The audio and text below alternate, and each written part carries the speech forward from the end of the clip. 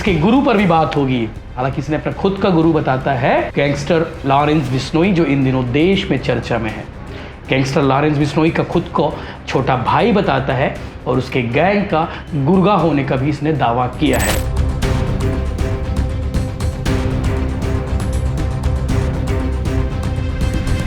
Police अब उससे कारोबारी प्रहलाद राय अग्रवाल मामले की जांच करेगी और आपको मालूम होगा कि प्रहलाद राय पर फायरिंग की गई थी, पूछताछ की गई थी। 6 आरोपियों के नाम सामने आए थे, 6 आरोपियों को गिरफ्तार किया गया था। उसमें अमन साहू का भी नाम आया था। उस अमन साहू गैंग ने जिम्मेदारी ली थी उस फायरिंग की।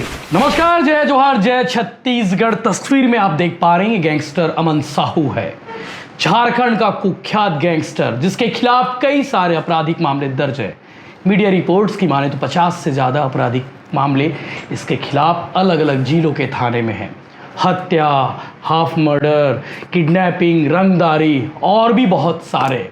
छत्तीसगढ़ में भी इसके खिलाफ मामला पंजीबद्ध है और छत्तीसगढ़ की पुलिस रात में इसे आधी रात झारखंड के जेल से प्रोडक्शन वारंट से लेकर आती है और रात तकरीबन 12:30-1 बजे के बीच में रायपुर की सड़कों में 40 जवानों के साथ इसे लाया जाता है और आज इसे पेश किया गया कोर्ट में, जहां जस्टिस ने इसे 19 अक्टूबर तक पुलिस रिमांड में दे दिया है। रायपुर की कोर्ट ने 19 अक्टूबर तक पुलिस रिमांड में भेजा है। अब पुलिस इससे सख्ती से पूछताछ करेगी।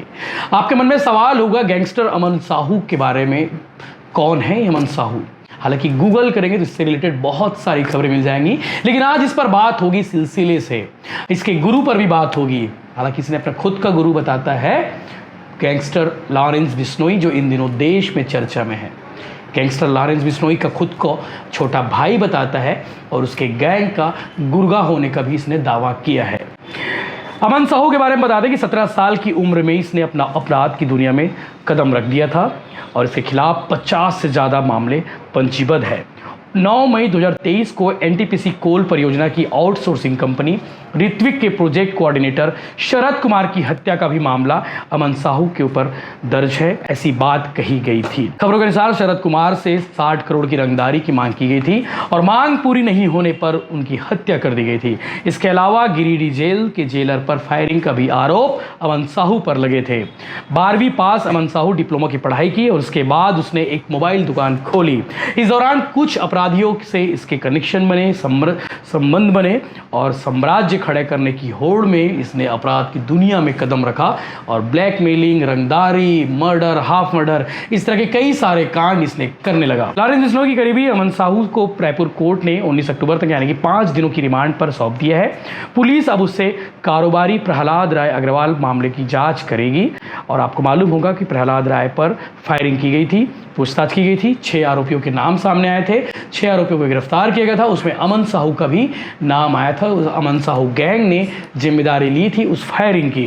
बाबा सिद्दीकी हत्या के बाद रायपुर पुलिस अलर्ट मोड पर है, क्योंकि लॉरेंस बिश्नोई का गुर्गा गैंगस्टर अमन साहू रायपुर के सेंट्रल जेल में बंद रहेगा। अमन साहू की गिनती जो है झारखंड के बड़े गैंगस्टर में होती है। जुलाई 2022 के बाद से वह जेल में बंद है और इससे पहले भी वो कई बार जेल जा चुका है। उस पर हत्या की कोशिश, रंगदारी, किडनैपिंग के भी गंभीर मामले दर्ज हैं और साथ ही झारखंड के धनबाद, रांची, रामगढ़, हजारीबाग, पलामू, लातेहार और बोकारो जैसे जिले में उसका नेटवर्क फैला हुआ है और उस गिरोह के निशाने पर बिल्डर होते हैं, ट्रांसपोर्टर होते हैं, कारोबारी होते हैं जिनसे रंगदारी वसूली की जाती है।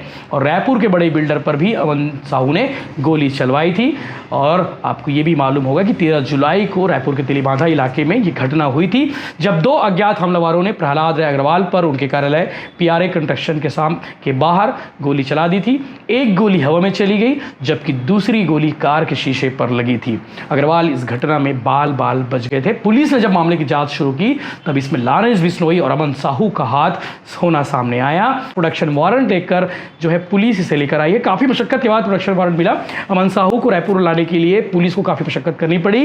रायपुर पुलिस इससे पहले 4 बार प्रोडक्शन वारंट के लिए अर्जी लगा चुकी थी, लेकिन हर बार उसे खारिज कर दिया जाता था।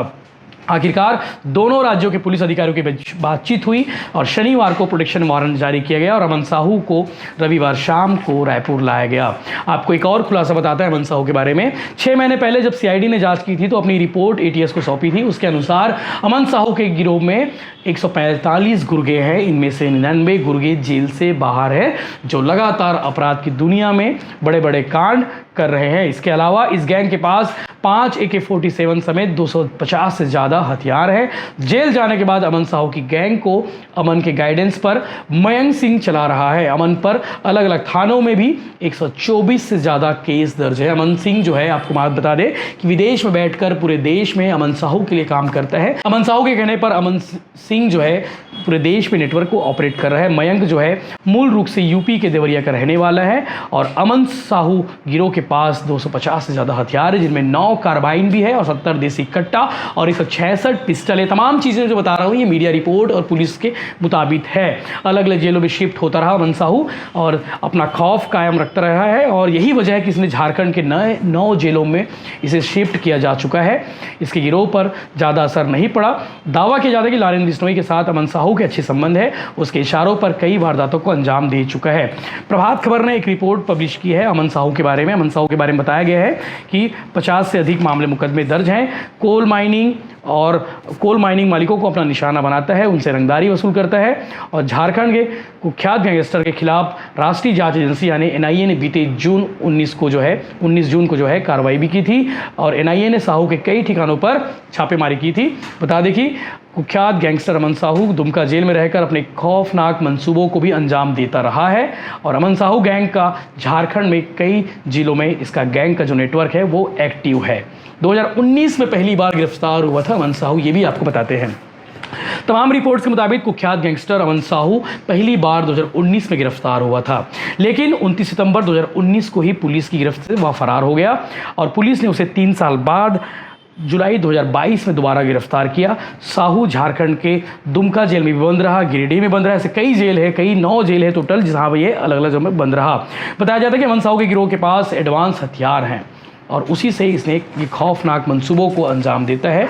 अमन साहू के गिरोह सदस्य कोयला, बिल्डर, ट्रांसपोर्टर, राउरबारियों से रंगदारी वसूलता है और इसके बारे में ये जो सामने आया है कि लॉरेंस बिश्नोई से इसका संबंध है, ये बात खुलासा ये खुद कर चुका है और सोशल मीडिया में ये भी बातें सामने आ चुकी है कि लॉरेंस का छोटा भाई अनमोल बिश्नोई, उसके साथ भी इसका संबंध है, इसके नेटवर्क हैं। डिटेल इस पर लगातार अपडेट्स आपको मिलते रहेंगे। पुलिस 19 अक्टूबर तक जो है लॉरेंस बिश्नोई के गुर्गा अमन साहू से पूछताछ करेगी। पूछताछ में क्या कुछ सामने आता है ये भी हम लगातार आपको अपडेट्स देते रहेंगे, लेकिन गैंगस्टर अमन साहू के बारे में भी जानना जरूरी था, जिसकी चर्चा पूरे छत्तीसगढ़ में हो रही है। इसके कुख्यात गुरु गैंगस्टर लॉरेंस बिश्नोई के बारे में भी पूरा देश चर्चा कर रहा है। डिटेल इस पर लगातार आपको अपडेट्स मिलते रहेंगे। चैनल के साथ आप बने रहिए। जय हिंद, जय जवाहर, जय छत्तीसगढ़।